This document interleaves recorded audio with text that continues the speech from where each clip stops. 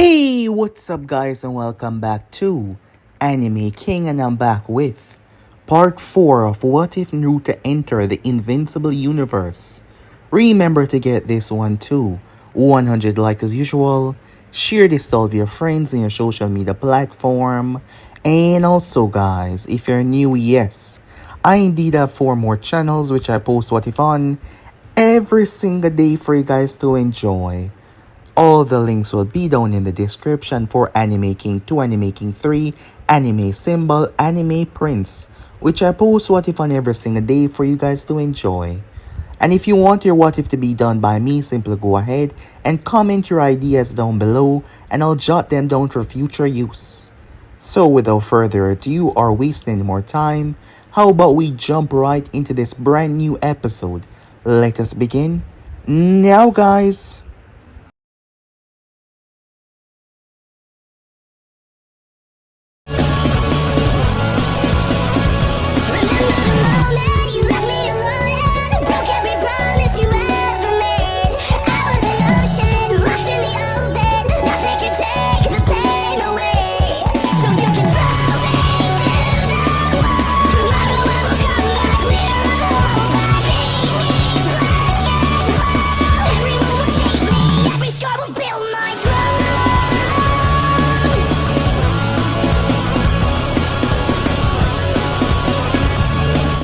So, the last time we left off, Naruto got to see another part of himself entirely. This part of himself was violent and terrifying in every sense of the word. He told Naruto that he was simply a shadow of his former self. He told him that he was a king, he was a god. As he gripped his skull, flashes crossed Naruto's mind as he killed his sensei with his own hands. But he had no idea who his sensei was. He just knew the name Kakashi. He saw that pink-haired girl crying, and Naruto felt like he knew her more than just passing by. This all started to affect him as Naruto started to struggle. As the days went by, Eve started to notice that something was wrong. However, her own problems came up as she fixed the park. Unfortunately though, the matter collapsed. And things weren't so good at all. Yes, things were bad. And her father was a bastard from the beginning, so. Despite that though, Naruto came to see her, to talk to her, putting his own problem aside to be there for her. As she sat with him, she lied with him. She told him that she knew that he was going through something, but if he didn't want to talk about it now, she understood. But she would always be there no matter what. Cecil started to notice that something was up with Naruto as well. Unfortunately though, they didn't have much time for that, as soon after something happened. It was from Mars. There was a race of special aliens that could take over a civilization's mind. If they came to Earth, it would be catastrophic. Lucky thing they had a disguised Martian on their team. The group was sent off as they made their way. The creatures there were vast. The team was split into 2 sections, but you had a group of villains there. They were powerful in their own right, special. Due to the fact that the group was split up, they used the opportunity against them. Komodo Dragon and the others, they team up on Rex and Shrinking Ray. Iguana and Salamander and King Lizard, they attacked them with a ferocity. Until Naruto arrived. He realized that the others were in jeopardy. When he realized that they were about to die, he once again lost himself. He became wicked. He slaughtered them with his bare hands. He ripped them apart limb from limb, no hesitation, as he breathed fire that almost incinerated the entire place. That was until he turned towards his friends, with that look in his eyes. However, Eve arrived and she was able to calm him down, as they were able to stop the creatures. With that said and done, they returned. Naruto was rather quiet, extremely so about all of this, his mind struggling with it all. When Cecil tried to talk to him, when he tried to give Naruto orders, Naruto blew them off and flew away. Only Eve knew where he was. Naruto entered his mindscape once again, cursing at himself, questioning why the need to kill to destroy was so strong. His old self told him that he was simply remembering who he was. Once again flashes as Naruto saw himself killing Kakashi Hatake. He saw himself burning villages. He saw himself smiling. He saw himself committing mass genocide and destruction, and loving every single moment of it. This terrified Naruto as his body started subconsciously rob the nature of its life. Every tree, every plant, everything was dying around him. Eve was able to wake him up though. As Naruto told her, as she was able to break through all of what he's been going through, he told her, and he was afraid of himself as she told him that she would help him. It doesn't matter who he was. It was what he was now, who he was now, and she would help him no matter what. This gave Naruto something to cling on to, the hope that there could be a better future, that he wasn't a monster like he thought he was. While all of that took place, Mark had saw his father again as well. Gone through a whole lot of bullshit, and he brought back his younger brother, Oliver. So the Viltromites were still going to be a terrifying problem coming very soon. So yeah guys, basically as well I thought you guys can switch across the please check out for yourself. So to begin this new episode, we begin this at the GDA headquarters. Cecil was in his office, reviewing the file of Naruto's recent activities when they went to Mars. The blonde hero had been unresponsive. No check-ins, no mission report, just silence since he got back. Since that whole thing where he blew everything off and simply flew away. Eve walked in, the guard stepping aside. Still nothing, Cecil said. It wasn't a question though. It was a statement that he was making. He was the one that asked her to be here. He needs time, Cecil, she said. After what happened, after what he had to do, what he chose to do, Cecil said. Eve, I understand trauma. I understand processing difficult events and how they can change you. And this is a lot, especially for someone like him. But Naruto is getting worse, not better. The longer he isolates himself, the more he retreats into whatever darkness is inside of him. He's working through it, she insisted. Is he? Cecil said, leaning forward. Or is he letting it consume him? Eve, you care about him. I can see that.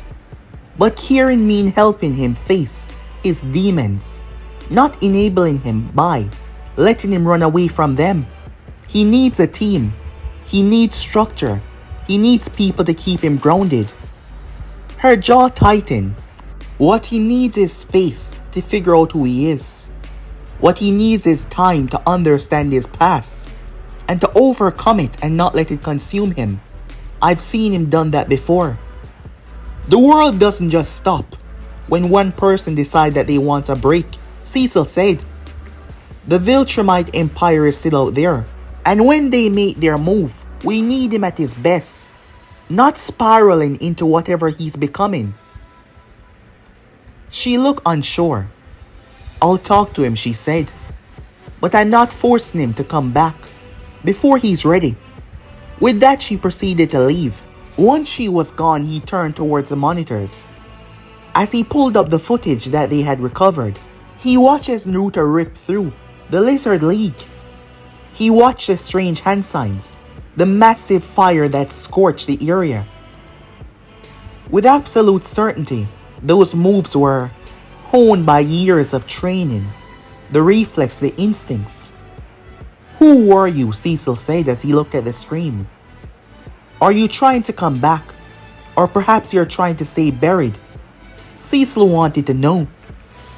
Time skip. A remote wilderness area. It was Colorado mountains. Mark flew over endless trees and snow-capped peaks, following the direction that Eve had provided. He found Naruto exactly where Eve said he would be. Mark was one of the only other person that they truly trusted. Mark proceeded to land. "Beautiful view, isn't it?" he said, as he gazed out toward the scenery that Naruto was watching. "Although, it's a bit isolated." "That's the point," Naruto said, without looking at him. "Eve is worried about you. Cecil is worried about you. Hell, even I'm worried about you. And I thought you could not break." Mark said, sitting down. "And before you say it, don't say that you're fine. Because I know what fine look like. And this is definitely not it." Naruto was quiet for a long moment. Before he spoke, "Did you ever wonder if you were destined to become like your father? If the blood in your veins meant you would eventually turn into a monster like he was?" "Every single day," Mark admitted. "Especially after what happened. After he beat me nearly to death. While explaining how humans are basically insects. Yeah. I wonder. Still do. But after seeing him again, and seeing how much he's changed, it's complicated." "How do you deal with it?" said Naruto. "I know that I was the one that speak to you about this before, but how are you dealing with that now?" "By choosing to be different. By making decisions that he wouldn't make. By caring about people who he considered beneath him. By choosing to look forward to the future as something bright, not as a place where we can control and conquer. But if my father can change, that means anything is possible. Tell me, what is this really about?" Naruto finally met his eyes, and Mark could see it. Naruto seemed afraid. "I'm starting to remember who I was, what I did. And the more I remember, the more I realize I might have been a horrible person, a monster who killed thousands, who destroyed entire villages, homes, who became everything that everyone feared the most." Mark took a moment to digest that. "Might have been," he finally said. "Past tense. That is not who you are now, isn't it? I'm sure that you saw the footage. What I did. I know they were the enemy, but I went a bit overboard," said Naruto. "I did not need to do all of that. I ripped them apart with my bare hands. They should have been brought back, prosecuted for their crimes. I could have done that. I had more than enough power to restrain them, to stop them from what they were doing, but instead, I was enjoying it." "What do you call that if not a monster?" said Naruto. "That all happened after your team got hurt," Mark said. "You stopped the others from being killed. Yes, it was brutal. Yes, it was extreme. But your first instinct was to save. And that is what you did." Naruto looked at him. "And what about the next time? What about the next time when I lose control? And someone I care about is in front of me, instead of a villain, and I can't control myself?" Mark was quiet for a moment. "Then your friends will bring you back, the way Eve brought you back. The way you pulled yourself back when you realized that if you hurt your friends, it would be bad. You're not doing this alone. You were the one that told me that even though things might be hard right now, I'm not alone. And as you stand, you're not alone. And whatever you were in the past, you're not that person anymore. And maybe you never were. Maybe these memories are something else.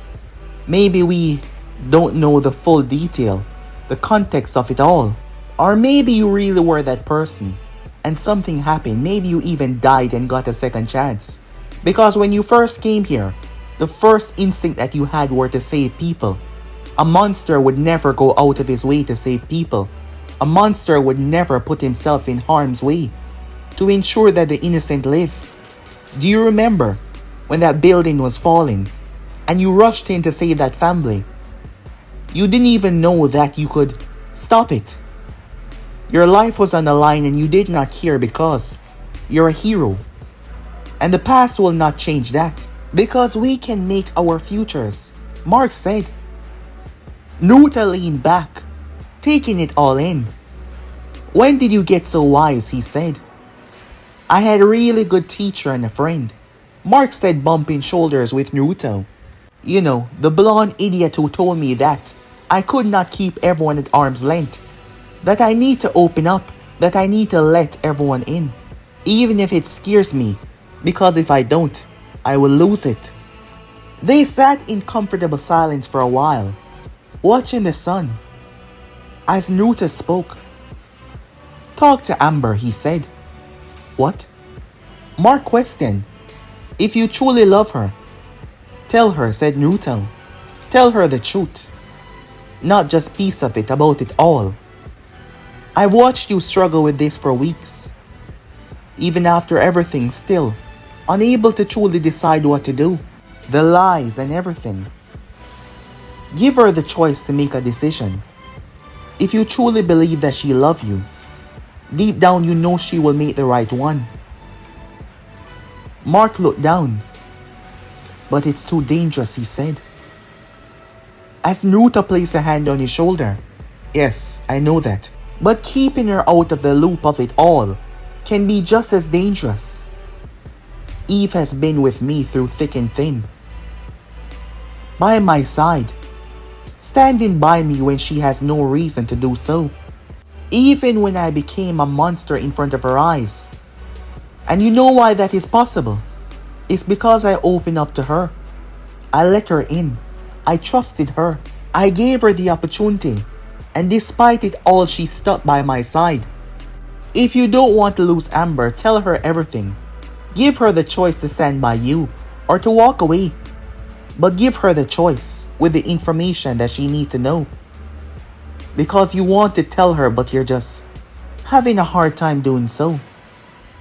Mark was quiet. What if she can't handle it? What if she leaves? Then she wasn't meant to be in your life for this chapter. If she chooses to stay, then she will stay knowing everything, and it would be real. No more lies, no more deception, and you will have something stronger than ever. Just think about it, said Naruto. Time skip. 3 weeks later, his hand was messed up during the battle. Rex now had a new hand, specially made. How does it feel? Shrinking Ray said. Weird. Good weird, but weird. He looked at her. So, how are you holding up, he said. Better, she said. The nightmares are getting less frequent. Dr. Sampson said that's progress. They've been through hell together, and the trauma had bonded them together in ways that neither could quite understand. I'm glad you're okay, he said. When I saw what happened, I thought, I know, she said, placing a hand on his human hand. The both of them knew that there was something there. Something strong, something wonderful. It was after that we get to see Mark and Amber. He taking Naruto advice to heart as he arranged a wonderful dinner. He was nervous, yes, he was. You've been different lately, Amber said. She was dressed beautifully as the both of them sat down. More present, not just physically but mentally as well. I've been thinking about a lot, he said. About honesty. You're right, he said. I have been keeping things away. Important things. Okay, she said. I'm gonna tell you everything. Not just part of the truth, he said to her. I need you to understand though, once you know this, there is no going back. This is dangerous and complicated. Mark, whatever it is, just tell me. I'm stronger than you think. He placed a hand on hers, ready to say everything until a hand wrapped around the back of her neck. Someone was behind her, Every single head turned to face this woman. Mark Grayson, Invincible, come with me now, or this woman dies. Amber was terrified, greatly so, as Mark hesitated to even make a move. Noticing the uniform, knowing exactly who this woman was, well, not personally, but the race, Mark was definitely worried. "Who are you?" he said. "My name is Anissa, and I'm an agent of the Viltrom Empire," she said. "And if you think you can cross the space between us before I tear this woman's head from her body, you're more than welcome to try," she said to him. Mark agreed without hesitation. Anissa wanted somewhere more private they could talk. And if he doesn't come, she would return. She took off to the sky. Amber collapsed within Mark's arms, crying as he held her, telling her that everything will be alright. As with that, he took off, making sure to alert the others. Cecil, that is. The Viltromites were here. They were away from the people as they moved towards the docks. The Viltromites, they were here. "Before you say anything," Mark said, "I am not preparing Earth for conquest. I won't subjugate my own planet." Strangely enough, Anissa talked. She did not go fully into the attack mode. She talked, she spoke. She seemed to be the most reasonable one that he came across so far, as she was trying to make him understand. She was trying to make him understand the severity of how things were gonna go if he did not, well, relented. However, at that moment, a cruise ship was passing by down below, and it was about to be ripped apart as a creature exploded from the depths of the sea, wrapping itself around it. "Your humans need saving," Anissa said, looking down towards him. "Go. Show me the power that you possess," she said to him. Mark flew towards it, but he never got the opportunity. The vicinity of where they were, Naruto was in the vicinity. Within the wilderness, a couple miles back, he heard the screams. Despite the fact that he was staying away from most things, only even Mark truly knowing where he was most of the time, Naruto could not just stand by and allow this to happen.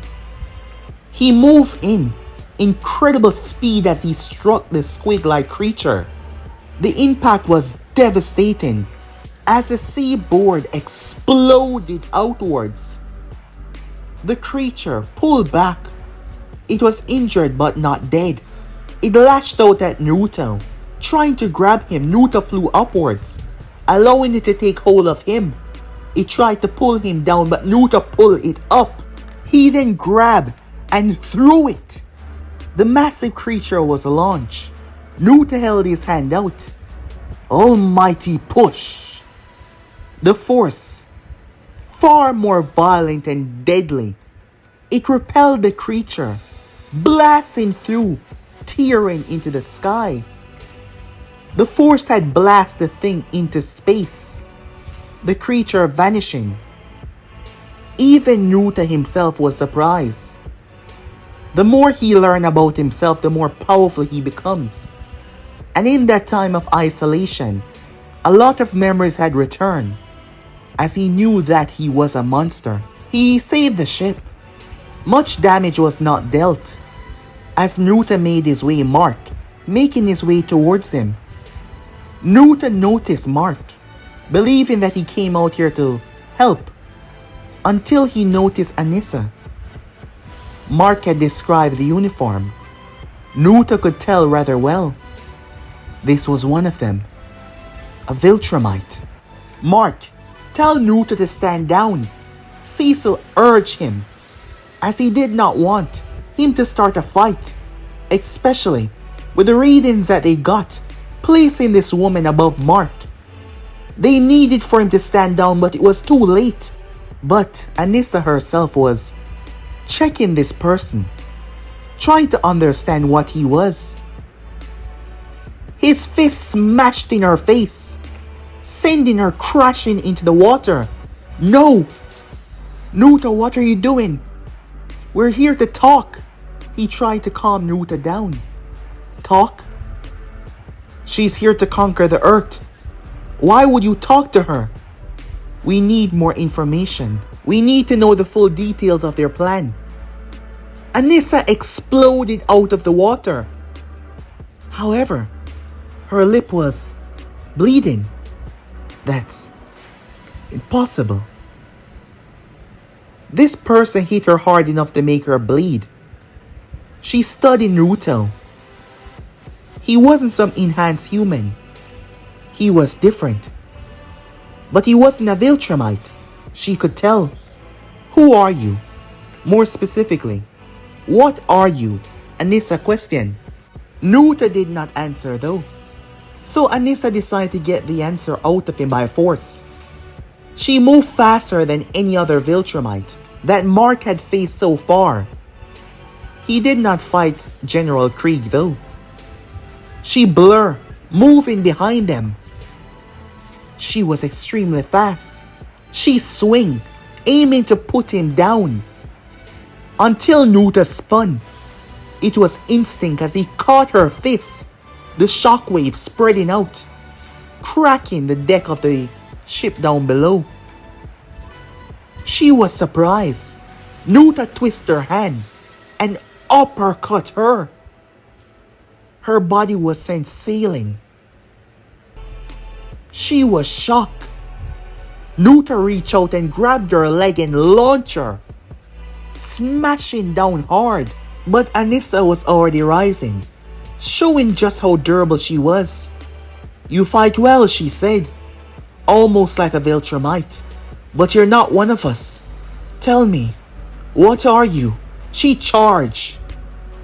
Naruto held his hand out. Almighty push. The repulsive force smashed into her. Yet, she was pushing through it. She was forcefully flying through it to meet Naruto. Mark, realizing that there was no stopping this, he flew downwards and grabbed her leg. He launched her back to the earth.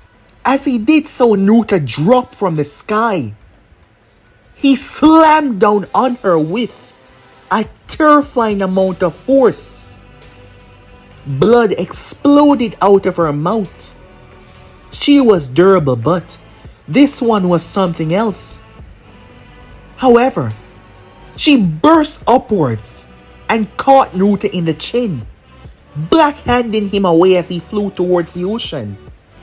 She moved towards him and appeared. She drove her fist in his face. The water exploded as she flew downwards.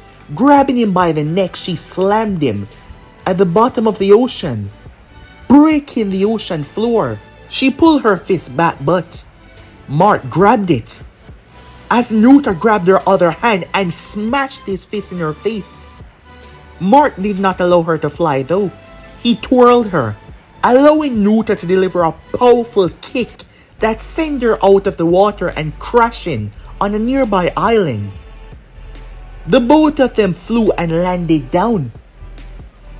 Anissa looked towards them both.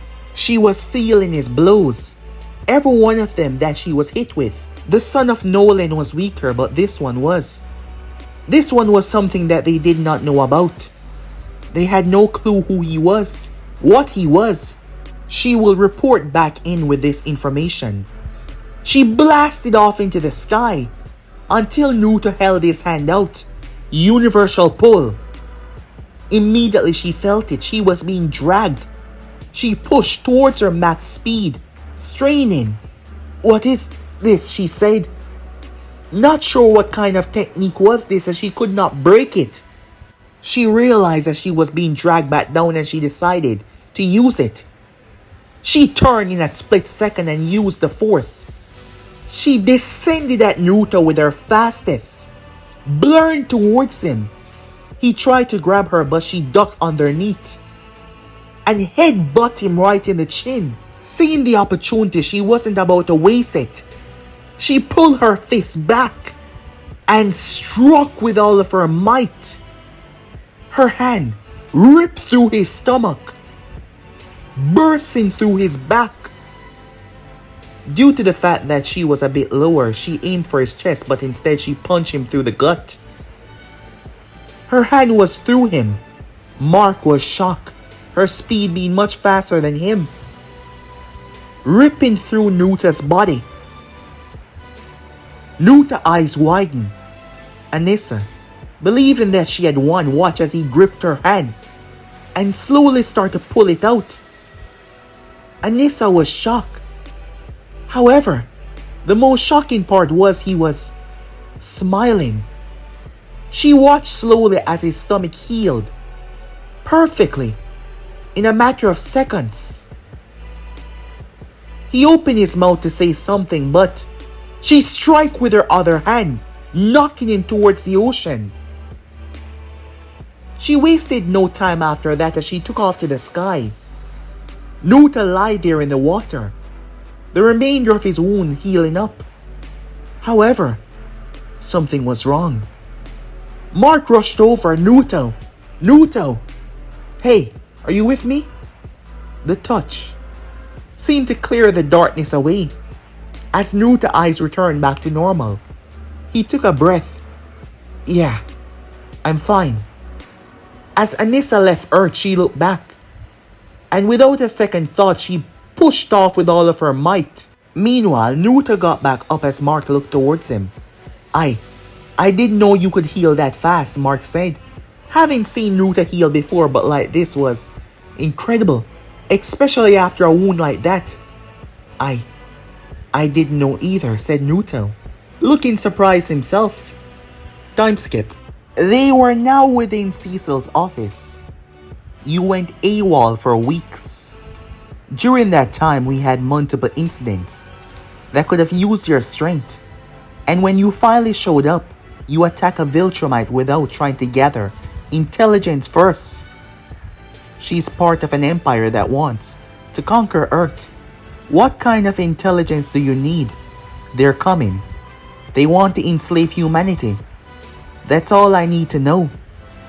And if there was internal divisions that we could exploit, factions that we could turn against each other, diplomacy options that we could have explored, Cecil said, leaning forward.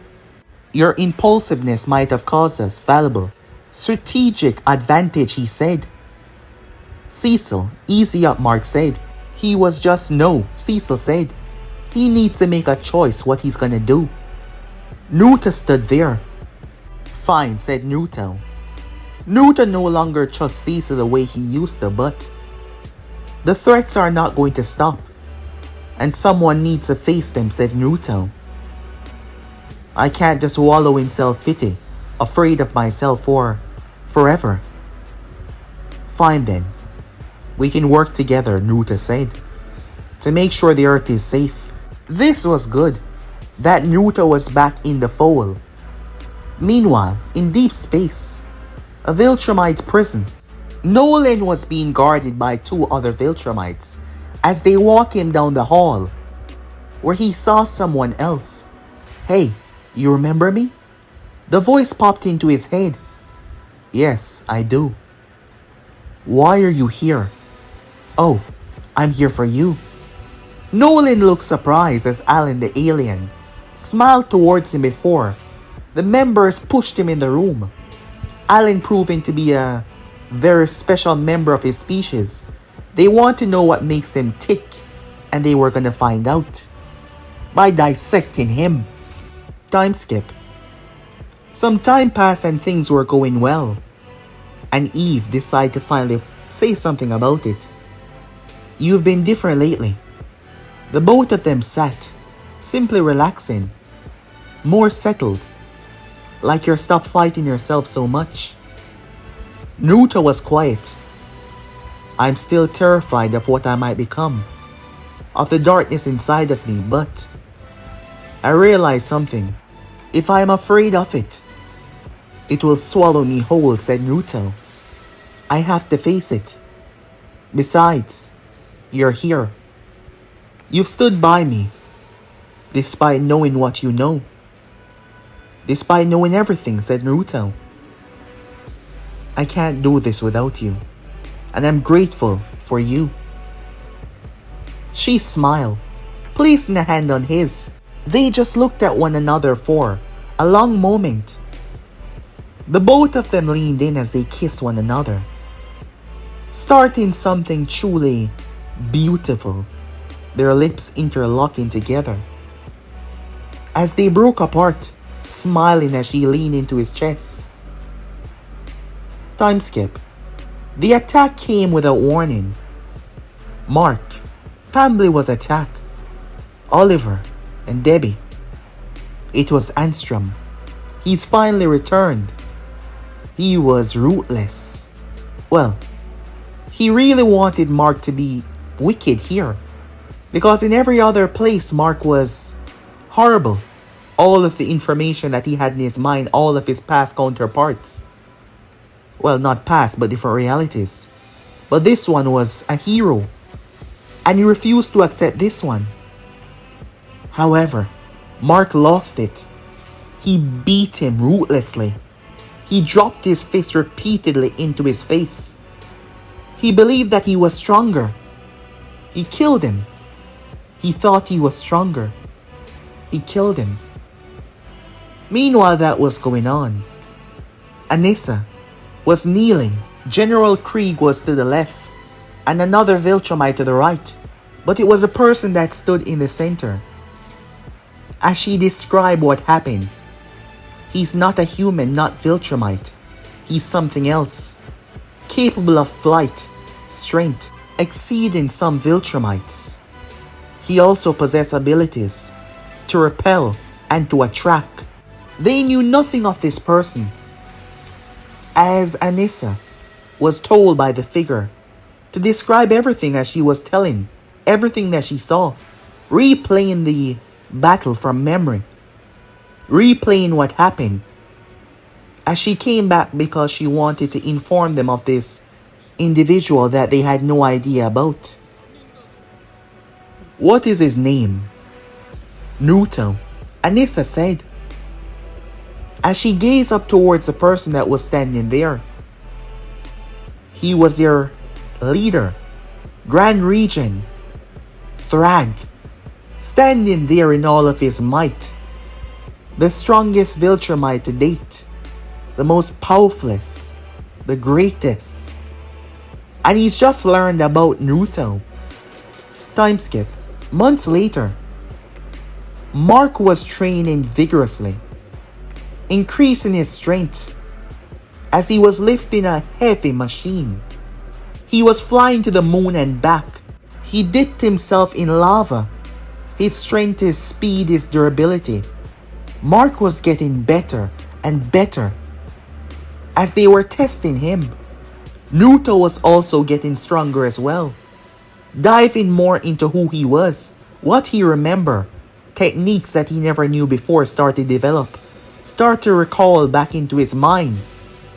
After training, you could see that the both of them were growing ridiculously. A double date took place.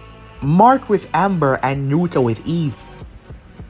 Amber had been terrified, but Mark, having no one else to have feelings for, truly give it all to her, telling her everything, remembering what Naruto said as he opened his heart to her, helping her. Yes, not knowing was still dangerous, but knowing will be dangerous as well. But Amber stood by his side. That was good. So here they were on a double date. Naruto with Eve as they've started to date. Amber with Mark. Things were going well. Exponentially so. This was kind of a bad sign to most. When things tend to go too well, something bad always happens, but maybe not in this scenario. Maybe not. Time skip. The crazy Doc Seismic. He had resurfaced, and the members of the Guardians had been captured. So they had to cut their little date short. Yes, and made their way towards the area. Eve also arrived. Most times she was busy with her own life and everything, as she was truly excelling there as well. As they arrived towards the vicinity, they were surrounded by all manner of creatures. The mad doctor laughed as Mark told him to release the hostages. Before this get ugly. Oh, that's the best part, he said. They were surrounded within an instant. However, Nuta blazed through hand sign, fire style. Majestic destroyer flame, he said. He let loose on the wild, mad creatures. The Magmanites were resistant to heat, but this heat was no normal fire. It overwhelmed their natural resistance. But Nuta wasn't done yet. Wind release. Swallowing gale, he said. Release now wind pressure that swallowed the vicinity. It magnified the flames to superhuman level and beyond. Keep in mind that Nuta has been pushing himself, severely so to keep up, to make sure that he would be strong enough. And it shows because of the techniques that were now at his disposal. Techniques that he remembered from training, from learning, from gathering intel through his own mind. But more came as Nuta jumped into the air. He held his hand to the sky. Wind style. Roseng Shuriken. He threw the thing. They tried to escape until it expanded as Nuta slammed his hand down. Earth style. Earth flowing river. They were forced back into it as the earth slid them back down, where they were ripped apart. The doc was freaking out. What the hell are you? Nuta was about to say something until he saw the corner of his eye some strange, half robot, half humanoids. Nuta held his hand up. As the gravity started to blend and turn and twist, he was doing something else. Planetary devastation, he said. But this was much smaller than it should be. Much smaller. The rocks slammed into the doctor as they proceeded to trap his entire body except for his head. The others were defeated by Eve and Mark, as everyone else was set free. Impressive, a voice said. Someone arrived and released the doctor after Nuta dropped him down to the ground. It was a special ability. The person came here for him. Who are you? Said Naruto. The person stood there until Mark appeared. What the hell? Darkwing? And the Reaniman? How are you here? Mark seemed to be extremely angry. Cecil orders. We got the rest of this handle. You can stand down now. However, Mark did not seem pleased about this. Cecil is working with you? You're a murderer. It was in that moment that Mark started to see how truly hypocritical Cecil was. With everything that was going on right now, there was a lot of tension, a lot of it. Naruto had stopped trusting Cecil a long time ago when he realized that if it meant sacrificing anyone on the team, Cecil would rather let them die. If it means getting what he wanted, without hesitation, he might call others monsters, but when it came to certain things, he lacked moral.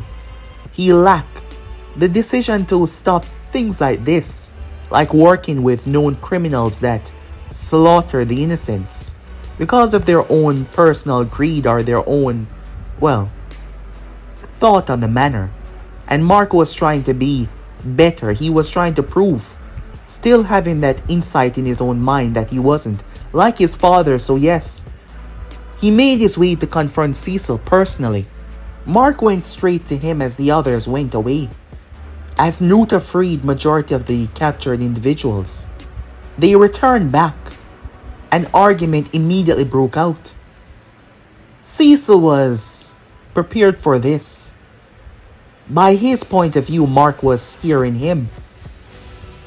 As Mark was surrounded by his little side projects, there was a lot of them. But he had something else. Mark had been injured quite a few times, and they used that. Keep in mind that Cecil had saw everything when Mark had went underwater, and he used it. It was a sound. Mark gripped his head and screamed. Flying was out of the question as he crashed through a building. Cecil wanted to make sure that Mark understood the situation, as he was showing that he was in control, as Mark would not listen. Well, that is how Cecil saw it. The group was safe while that was going on. The others had come to accept what had happened. They came to accept, as even Rex had joked it off, saying that Nuta was like a feral beast. In a jokey way. He did save them after all, so yes, things were looking well. Eve was there. Until the sky seemed to rip open, that was the ceiling, as Mark crashed down. "What the hell is going on?" Rex said, as Cecil appeared, teleporting in. "All of you, stand down," he said. "What are you doing to him?" Eve said. "He's trying to kill him," Monster Girl said. "I'm not trying to kill the kid." Mark shouted out towards them. There's a device in his head as he could barely talk. It's a way to keep him in line if he ever shows any threats of becoming like his father. "You put a device in his head," Nuta said. As Nuta saw multiple of the reanimants, they were appearing all over. "It was a necessary precaution," Cecil said. "This does not concern you, Nuta," he said. Another reason why Nuta did not trust him. However, Nuta did not hesitate. His fists cracked open one of their chests. Without hesitation, "Nuta, stop," Cecil said. Nuta tear another one in half as he reached Mark and placed a hand on his head.